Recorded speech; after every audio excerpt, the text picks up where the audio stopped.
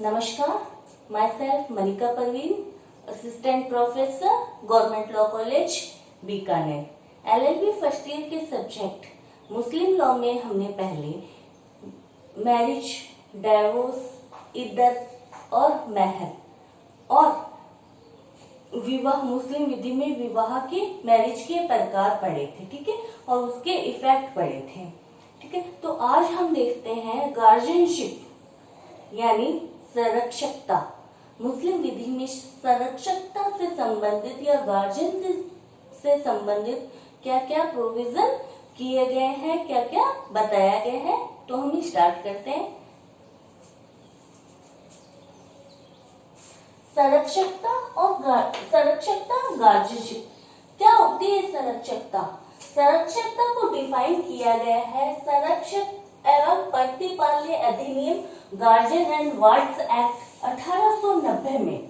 1890 का जो एक्ट है गार्जियनशिप एंड वार्ड्स एक्ट, उसमें संरक्षक या संरक्षक किसे कहते हैं, ये गार्जियन किसे कहते हैं, उसको परिभाषित किया गया है, ठीक है। मुस्लिम विधि में गार्जियन को कहीं भी परिभाषित नहीं किया गया है।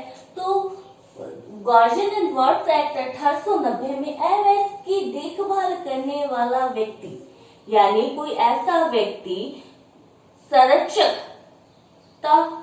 संरक्षक माना जाएगा जो कि एवैस की या जो माइनर व्यक्ति है उसकी देखभाल करता है, उसकी शरीर की, उसकी संपत्ति की, उसकी देखभाल करने वाला, यानी उसकी केयर करने वाला, वो उसका संरक्षक माना जाता है। तो मुस्लिम विधि में क्या है, कहां से हमने संरक्षक की डेफिनेशन ली है?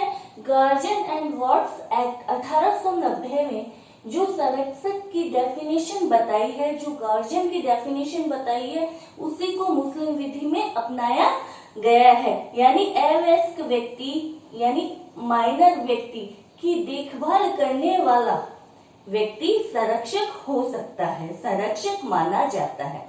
अब अवयस्क कौन है? अवयस्क कौन है, किसको अवयस्क माना जाएगा? पहले तो हमने कहा कि अवयस्क की देखभाल करने वाला संरक्षक माना जाता है। अब अवयस्क कौन है? तो मुस्लिम विधि में अवयस्क व्यक्ति 15 वर्ष से कम आयु वाले व्यक्ति को, बालक बालिका को अवयस्क माना जाता है, यानी जिसकी एज 15 वर्ष से कम है उसे माइनर माना जाता है, अवयस्क माना जाता है। और भारतीय वैधता अधिनियम 1875, ये तो क्या मुस्लिम विधि में 15 वर्ष से कम है तो वो माइनर है। 15 वर्ष यहाँ बुलूग की आयु है ना, वैधता की आयु मुस्लिम विधि में, ठीक है। किन 3 चीजों के लिए है 15 वर्ष? तीन चीजों के लिए बुलूग या वैधता की आयु मानी गई थी: विवाह, मैरिज, डाइवोर्स और डॉवर। विवाह विच्छेद और महर, इन 3 चीजों के लिए ही 15 वर्ष की आयु मेजर मानी गई है, यानी 15 वर्ष में वो बुलूग हो जाता है। तो 15 वर्ष की आयु यानी इन 3 चीजों के लिए 15 वर्ष है, तो 15 वर्ष से कम है तो वो माइनर माना जाएगा, अवयस्क माना जाएगा। अन्य सारे मामलों में वैधता की आयु 18 वर्ष है, तो वहां 18 वर्ष से कम आयु वाला माइनर माना जाएगा।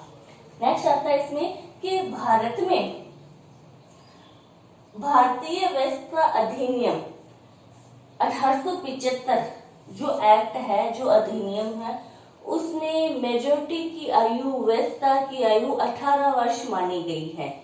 यानी कोई बालक या बालिका जिसकी एज 18 वर्ष से कम है वो माइनर माना जाएगा, अवयस्क माना जाएगा। नेक्स्ट आता है थर्ड, कोर्ट ऑफ वार्ड्स के अधीन, यानी कोई बालक या बालिका 18 वर्ष की आयु होने से पहले, यानी यहाँ पर 18 वर्ष की आयु होने से पहले कोर्ट ने किसी माइनर के लिए, अवयस्क के लिए गार्जियन नियुक्त कर दिया है, गार्जियन या संरक्षक नियुक्त कर दिया है, जो कोर्ट ऑफ वर्ड्स की देखभाल में, यानी कोई ऐसा बच्चा जो 18 का नहीं हुआ था और उससे पहले ही कोर्ट ने उसके लिए संरक्षक की नियुक्ति कर दी, तो वो बालक क्या है, कोर्ट ऑफ वर्ड्स के अधीन है, यानी प्रतिपाल्य न्यायालय, वो न्यायालय द्वारा प्रतिपाल्य है। तो वहां पर उस माइनर की आयु जब तक 21 वर्ष नहीं हो जाती वो मेजर नहीं होगा, यानी ऐसा अवयस्क बालक या बालिका जिसकी आयु 21 वर्ष से कम है और जो कोर्ट ऑफ वर्ड्स के अधीन है वो 21 वर्ष की आयु तक अवयस्क रहता है। ठीक है, तो ये तो संरक्षक और ये अवयस्क कौन है, माइनर कौन माना जाता है वो बताया।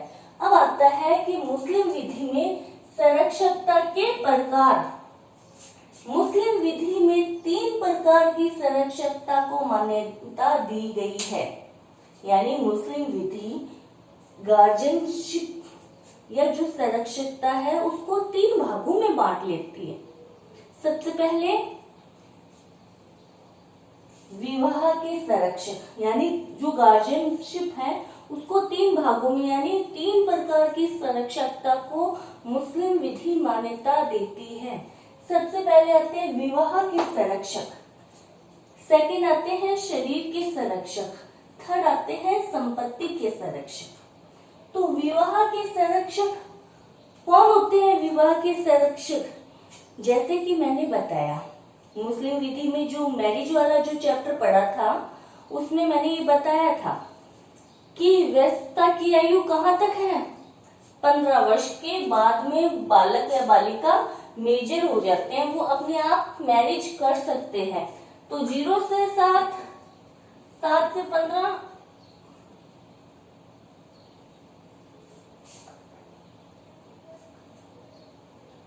और 15 से 18, ये वाली आयु थी मुस्लिम में। शरीरी, शगीरी, शगीरी, शरीरी और बुलूग। मैंने मुस्लिम विधि में ये बताया कि 0 से 7 की एज में कोई शादी नहीं की जा सकती। 7 से 15 की एज में बालक क्या है, अभी तक माइनर है, अवयस्क है, तो उसके गार्जियन के द्वारा शादी करवाई जा सकती है। और 15 वर्ष के होने के बाद में तो वो बुलूग है, अपने आप शादी कर सकता है। तो यहाँ पर एक ये अपवाद आ जाता है कि बालक या बालिका कोई भी जो माइनर है उसकी शादी भी करवाई जा सकती है क्या? वैसे तो क्या है, 15 वर्ष की एज में शादी की जाती है, बुलूग या वयस्कता की आयु 15 वर्ष है। लेकिन इसका एक अपवाद है, ये शरीरी अवस्था, जिसमें 7 वर्ष की आयु से 15 वर्ष की आयु के बीच में माइनर बालक या बालिका की शादी उनके गार्जियन के द्वारा करवा दी जाती है।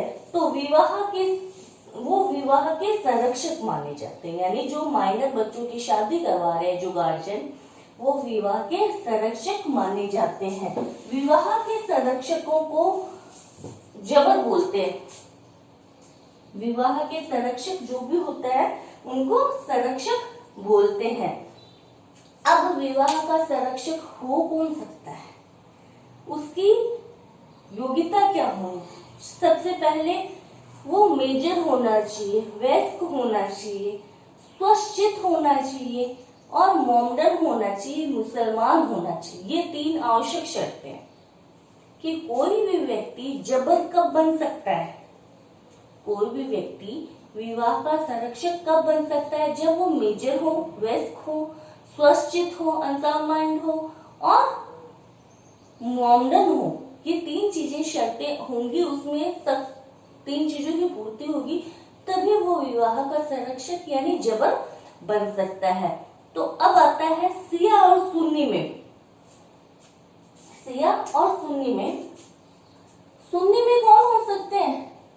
पिता विवाह का संरक्षक हो सकता है, पिता माँ यानी दादा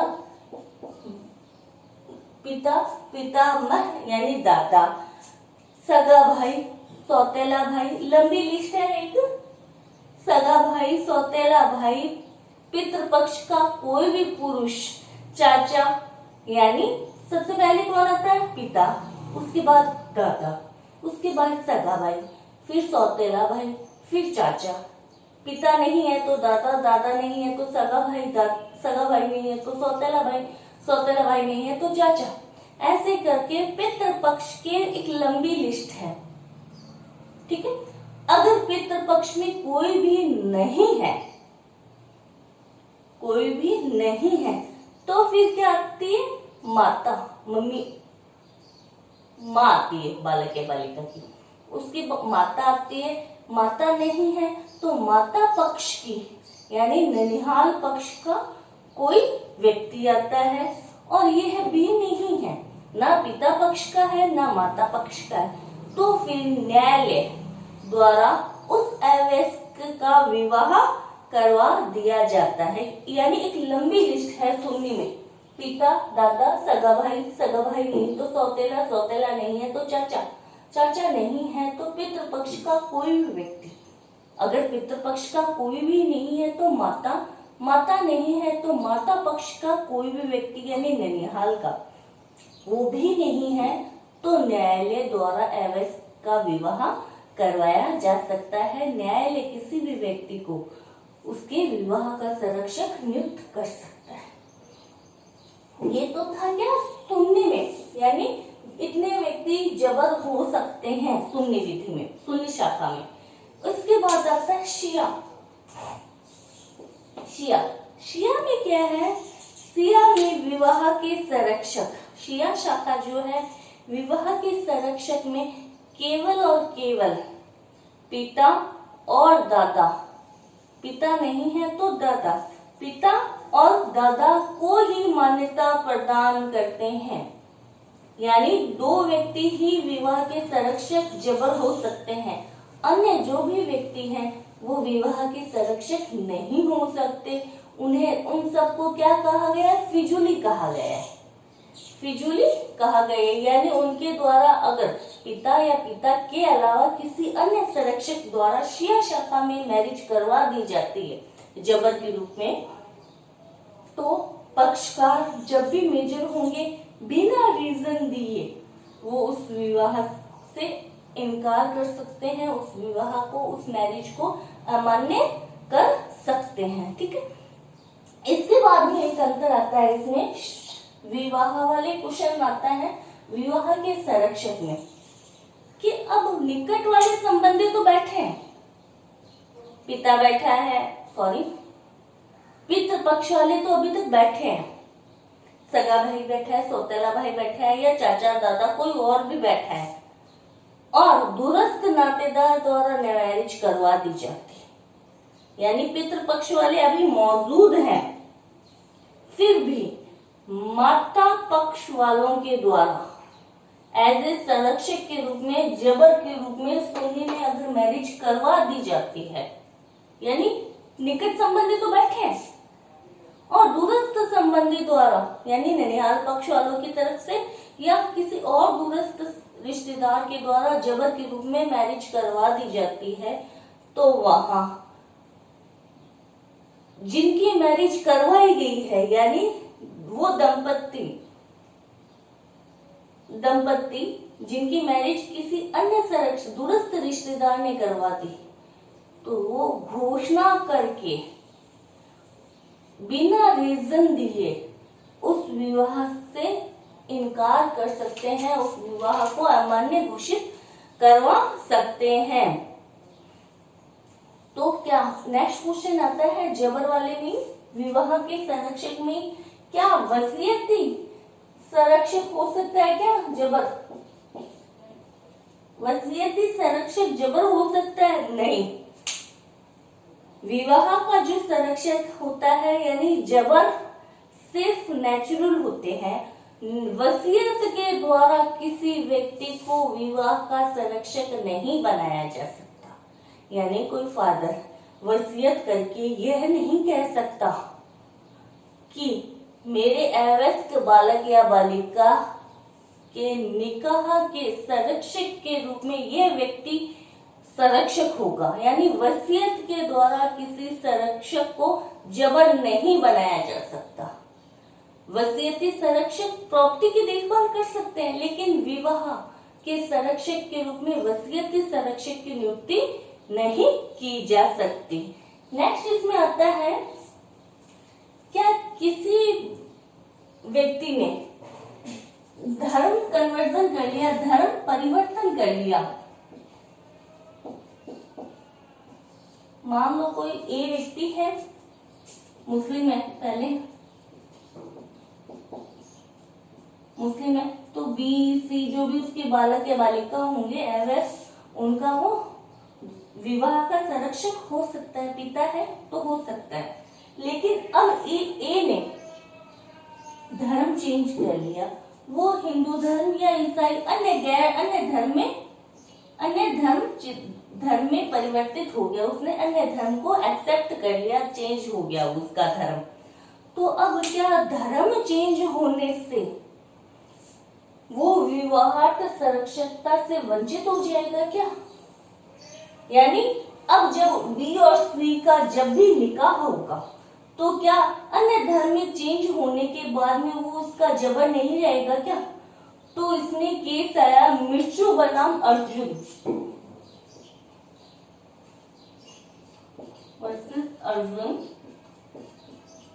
मिर्चू बनाम अर्जुन का केस आया, जिसमें कलकत्ता हाई कोर्ट ने कहा कि कोई भी व्यक्ति धर्म परिवर्तन कर लेता है, इस्लाम धर्म से अन्य धर्म में कन्वर्ट हो जाता है, तो धर्म परिवर्तन करने से उसका जो विवाहार्थ संरक्षक का जो अधिकार था, यानी जबर बनने का जो अधिकार था, वो खत्म नहीं होता है।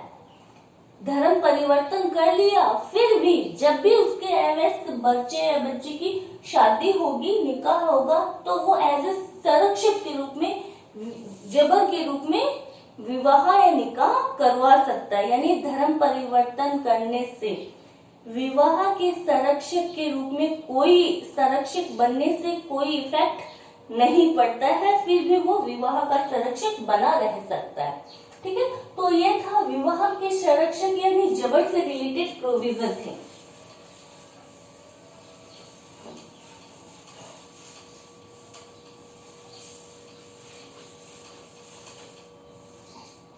अब आता है शरीर की संरक्षकता, जिसको बोलते हैं हिजानत। कई बार क्वेश्चन पूछ लिया जाता है कि हिजानत क्या होता है। अगर हमने 1 वीक सीरीज पढ़ी है तो हमें पता ही नहीं चलता कि हिजानत होता क्या है। यानी शरीर की संरक्षकता जिस भी व्यक्ति के पास जाती है उसे वो हिजानत बोलते हैं उसको। यानी अवयस्क बालक या बालिका के शरीर की संरक्षकता के अधिकार को हिजानत बोलते हैं। जिस व्यक्ति के पास शरीर की संरक्षकता जाती है अवयस्क बालक या बालिका की, उस अधिकार को हिजानत का अधिकार बोलते हैं। ठीक है, तो अब हिजानत का अधिकार कब स्टार्ट कब होता है? हिजानत यानी कोई भी किसी भी दंपति में अगर विवाह विच्छेद हो जाता है, डाइवोर्स हो जाता है, डाइवोर्स होने के बाद में ये दिक्कत आती है, अगर हस्बैंड वाइफ साथ में रहते हैं तो फिर हिजानत वाली शरीर की संरक्षकता से संबंधित क्वेश्चन उत्पन्न ही नहीं होता है। लेकिन अगर दंपति में डाइवोर्स हो गया, डाइवोर्स होने के बाद में वो बच्चे की कस्टडी के लिए लड़ाई करते हैं कि बच्चा मैं रखूंगा, हस्बैंड कहता है मैं रखूंगा, वाइफ कहती मैं रखूंगा। तो यहाँ पर अब हिजानत से संबंधित प्रोविजन देखते हैं। सिया और सुन्नी में, सुन्नी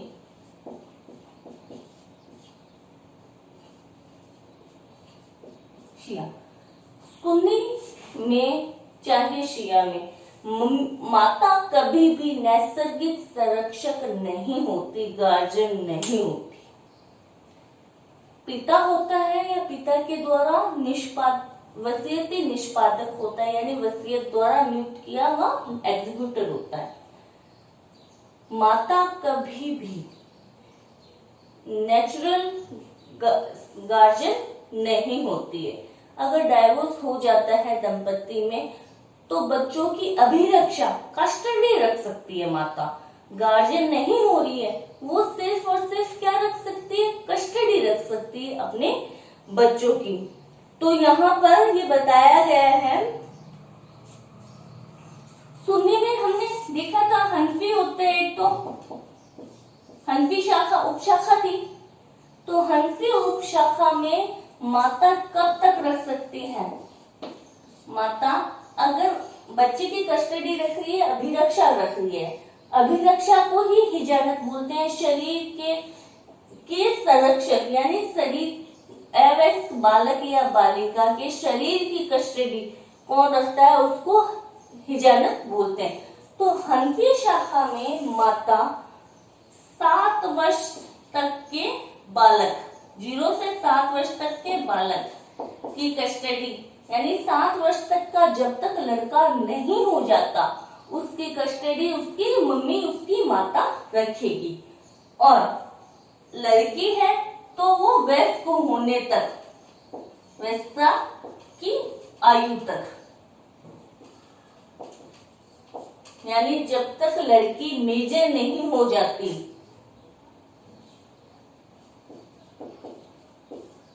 जब तक लड़की मेजर नहीं हो जाती तब तक हनफी शाखा में माता उसकी कस्टडी रखेगी।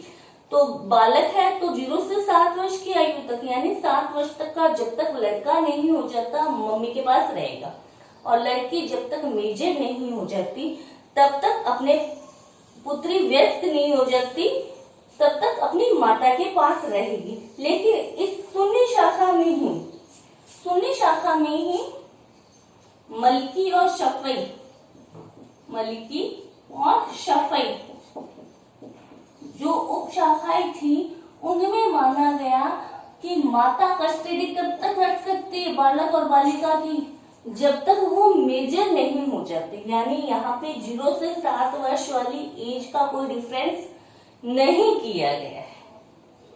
हनफी वाले तो मानते हैं बालक है तो 7 वर्ष और बालिका है तो मेजर होने तक, वयस्क होने तक, जबकि शफई और मलिकी शाखा वाले ये मानते हैं चाहे लड़का है चाहे लड़की है, जब तक वो मेजर नहीं हो जाते तब तक वो अपनी माता की कस्टडी में रहेंगे।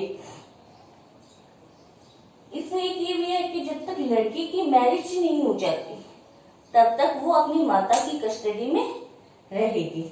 ठीक है, तो इसमें आता है क्या धर्म परिवर्तन करने से कोई माता हिजानत के अधिकार से वंचित होती है क्या? मान लो एक ही माता है और लड़की अभी तक मेजर नहीं हुई हनफी शाखा में, और उसकी मम्मी ने धर्म चेंज कर लिया, उसकी माता ने धर्म परिवर्तन कर लिया। धर्म परिवर्तन का कोई इफेक्ट नहीं होता, बच्चे की कस्टडी का अधिकार उसी के पास रहेगा। और अगर ये माता नहीं है किसी बालक या बालिका, अवयस्क बालक या बालिका है, उसकी माता नहीं है, तो फिर कौन रखेगा उसकी हिजानत? किसके पास जाएगी उसकी हिजानत, यानी उसकी कस्टडी, उसकी अभिरक्षा किसके पास जाएगी? फिर माता की माता यानी नानी। फिर माता की माता नहीं है, ऊपर की चाहे जितनी भी पीढ़ी हो, नहीं है कोई, तो पिता की माता यानी दादी, चाहे सगी हो, वो कितने भी ऊपर की पीढ़ी हो सकती, सगी बहन के पास, सहोदर की बहन, मतलब लंबी सी लिस्ट है। मातृ पक्ष में सगी बहन, सहोदर बहन, सौतेली बहन, मौसी है, बुआ है, इनके पास जाएगी। अगर ये कोई भी नहीं है तो फिर दूसरे पुरुष संबंधियों के पास चली जाएगी, जैसे पिता। फिर पिता नहीं है, मान लो मातृ पक्ष का भी कोई नहीं है, ना नाना ना नानी है, ना बुआ है, ना बहन है, ना मौसी है, कोई भी नहीं, तो पितृ पक्ष में चली जाती है। पितृपक्ष में सबसे पहले फादर के पास जाती है हिजानत कस्टडी।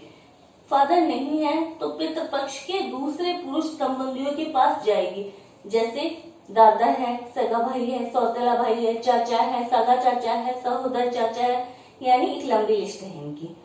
अब ये भी नहीं है, कोई भी नहीं है, तो फिर न्यायालय क्या करता है? न्यायालय क्या करता है? उनके लिए शरीर की अभिरक्षा हिजानत के लिए गार्जियन नियुक्त कर देता है। मान लो कोई महिला है, कोई महिला उपस्थित है, वो अयोग्य कब हो जाती है? यानी हिजानत रखने के अयोग्य, अभिरक्षा रखने के लिए अयोग्य कब हो जाती है? माता उपस्थित है, फिर वो अयोग्य कब हो जाती है? असक्षम कब हो जाती है?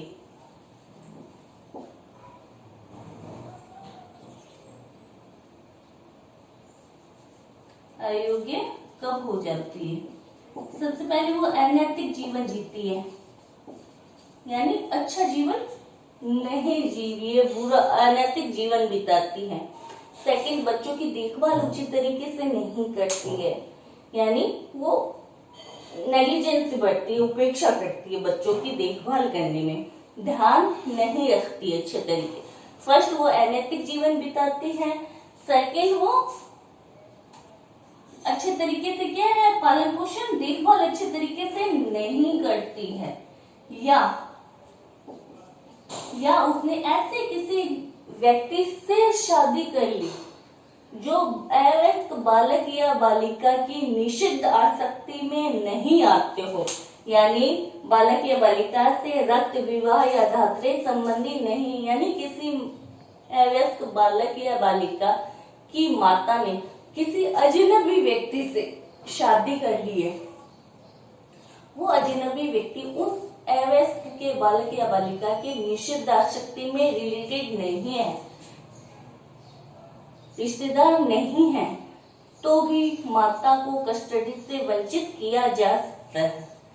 फोर्थ आता है, थर्ड आता है निषिद्ध आसक्ति में शादी करना, यानी अजनबी व्यक्ति से।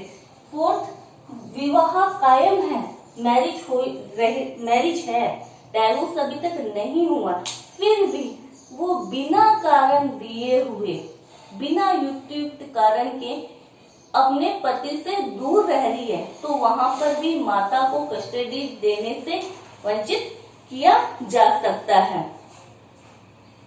अब पिता को कस्टडी कब दी जाएगी? ये तो था माता को 0 से 7 वर्ष या 7 तक, ठीक है। ये माता को कस्टडी दी गई थी, अभिरक्षा प्रदान की गई थी, यानी 0 से 7 वर्ष की आयु के बाद में बच्चे की संरक्षकता गार्जियन कौन होगा? संरक्षक कौन होगा? उसका पिता होगा। ये सिर्फ कस्टडी थी, शरीर से संबंधित अभिरक्षा प्रदान की गई थी माता को, यानी 7 वर्ष, बालक है तो 7 वर्ष के बाद में, और बालिका है तो वयस्कता की आयु के बाद में उसकी कस्टडी, उसकी गार्जियनशिप या उसका संरक्षक कौन होता है? पिता होता है। पिता नहीं है तो पिता की वसीयत द्वारा नियुक्त निष्पादक एग्जीक्यूटर उसका संरक्षक होता है। वो भी नहीं है तो पितृपक्ष का कोई भी व्यक्ति उसका गार्जियन हो सकता है।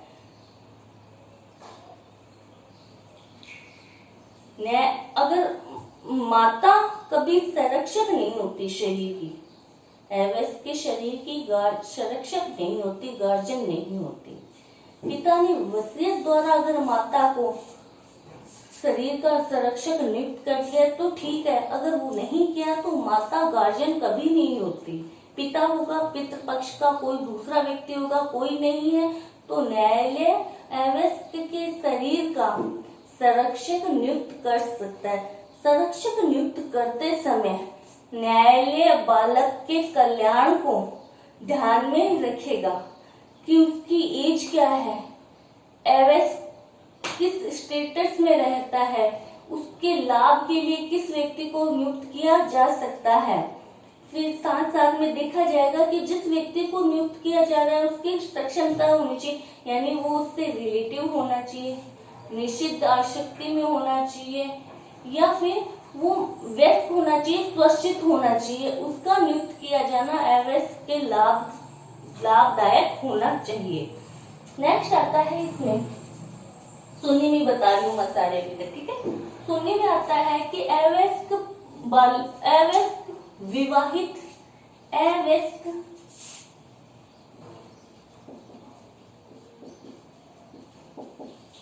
विवाहित लड़की है तो उसका संरक्षकता किसके पास में रहेगी, यानी उसकी कस्टडी किसके पास में रहेगी। जब तक बालिका अवयस्क है तब तक अपनी माता के पास रहेगी, पति की कस्टडी के विरुद्ध। यानी पति क्या है, विवाह होते ही उसका संरक्षक तो बन जाता है, लेकिन उसकी कस्टडी किसके पास रहेगी, उसकी माता के पास रहेगी जब तक वो माइनर है, अवयस्क है। यानी पति के विरुद्ध अवयस्क पत्नी की मां को संरक्षक का अधिकार प्राप्त होता है। यानी उसकी कस्टडी किसके पास रहेगी, माता के पास रहेगी जब तक वो अवयस्क है तब तक। इसके बाद में आता है अधर्मज बच्चा। अगर इलीगल बच्चा है, अधर्मज यानी जारज बच्चा है, तो उसकी कस्टडी किसके पास रहेगी। वैसे तो क्या है, अधर्मज बच्चा किसी का संतान नहीं माना जाता, ना ही फादर होता है उसका, ना ही मदर होता है। लेकिन जब तक उसे 7 वर्ष की आयु, अधर्मज बच्चा है तो 7 वर्ष की आयु के तक उसकी कस्टडी, चाहे बालक है चाहे बालिका है, वो उसकी कस्टडी माता के पास रहेगी। इलीगल बच्चा या अधर्मज जो भी बच्चा है उसका कोई माता या पिता नहीं होता, ये माना जाता है। लेकिन अगर बच्चा छोटा है, 0 से 7 वर्ष की आयु तक है, तो उसकी अभिरक्षा, उसकी कस्टडी उनकी माता के पास रहेगी। 7 वर्ष की आयु के बाद बच्चा स्वयं चुनाव कर सकता है, उसकी स्वतंत्र इच्छा होती है कि वो किसके साथ रहे या किसी के भी साथ ना रहे। यानी बच्चे की स्वतंत्र इच्छा है कि वो किसके साथ रहना चाहता है और नहीं रहना चाहता है, ठीक है। ये थे सुन्नी शाखा में। अब आता है शिया शाखा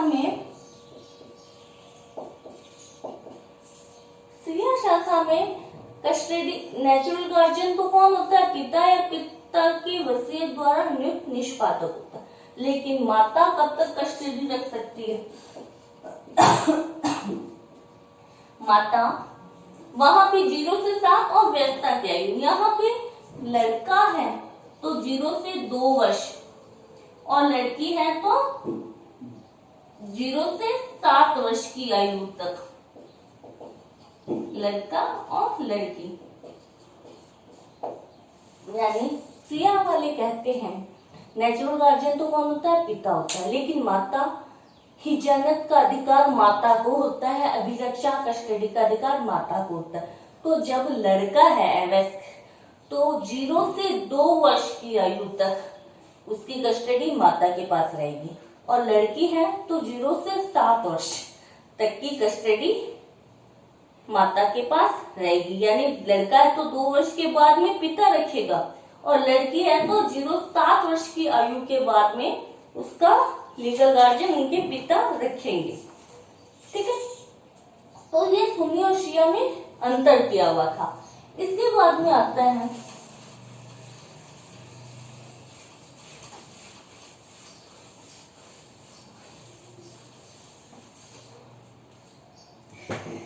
कि हिजानत के अधिकार की समाप्ति कब हो जाती है।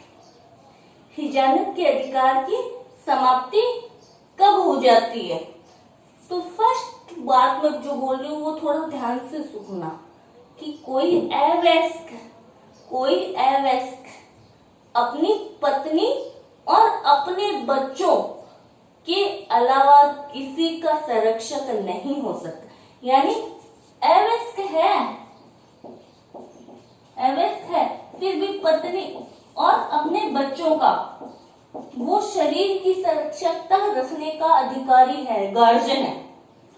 वैसे तो क्या है, संरक्षक बनने की फर्स्ट शर्त है कि वो वयस्क होना चाहिए, लेकिन कोई अवयस्क, जैसे एक अवयस्क है और उसकी पत्नी या उसके बच्चे जो भी हैं वो भी अवयस्क हैं, लेकिन इन सब की शरीर की संरक्षकता ये अवयस्क होते हुए भी रख सकता है। वो किसी दूसरे की शरीर से संबंधित संरक्षकता अवयस्क नहीं रख सकता। यानी अवयस्क सिर्फ और सिर्फ अपनी पत्नी और अपने बच्चों की शरीर की संरक्षकता रख सकता है, इसके अलावा दूसरों का अवयस्क संरक्षक नहीं हो सकता। हिजरत का अधिकार उसके पास नहीं हो सकता। ठीक है, इसके बाद में आता है कि कोई महिला, कोई माता है, वो कभी हिजानत का अधिकार नहीं रख सकती। वही कि अनैतिक जीवन बिता रही है, अवयस्क के उचित देखभाल नहीं कर रही है, पर पुरुष गमन की अपराध कर रही है, अनैतिक जीवन बिता रही है पर पुरुष गमन कर रही है, या कोई अनैतिक जीवन बिता रही है, या गाना बजाने वाली या मातम में गाना वाली औरत है, तो उस बच्चे के शरीर की हिजानत का अधिकार उसके पास नहीं जाएगा। या उस महिला ने जिसको हिजानत का अधिकार दिया हुआ था, उसने किसी ऐसे व्यक्ति से शादी कर ली जो अवयस्क के निषिद्ध आसक्ति में नहीं आते, यानी उसने अजनबी व्यक्ति से शादी कर ली, ठीक है, तो भी हिजानत का अधिकार उसके पास नहीं रहेगा। ऐसे ही अगर वो विवाहित है, मैरिज अभी तक डाइवोर्स हुआ नहीं है और विवाहित रहने के दौरान ही वो पति के घर से, निवास स्थान से बिना किसी कारण के, युक्तियुक्त कारण के दूर रह रही है, तो भी हिजानत का अधिकार समाप्त किया जा सकता है। तो ये थे माता। तो वही बात है कि जैसे यहाँ पे क्या है, हमने विवाह के संरक्षक में देखी या शरीर के संरक्षक में देखी कि कोई व्यक्ति कब हिजानत का अधिकार समाप्त हो। 4 बातें: अनैतिक जीवन, बच्चों की देखभाल नहीं कर रही है, अजनबी व्यक्ति से शादी कर लेती है, या पति के निवास स्थान से बिना युक्तियुक्त कारण के दूर रह रही है, तो वहां पर उसको हिजानत के अधिकार से वंचित किया जा सकता है। ठीक है, तो ये थे। अब आता है पति। पति क्या होता है? वैसे ही विधिक नैसर्गिक संरक्षक होता है जैसे ही मैरिज हो जाती है, लेकिन जब तक उसकी पत्नी माइनर रहती है, अवयस्क रहती है, वो तब तक अपनी माता के पास, यानी उसकी कस्टडी उसकी माता के पास रहती है। क्या वसीयती संरक्षक, वसीयती संरक्षक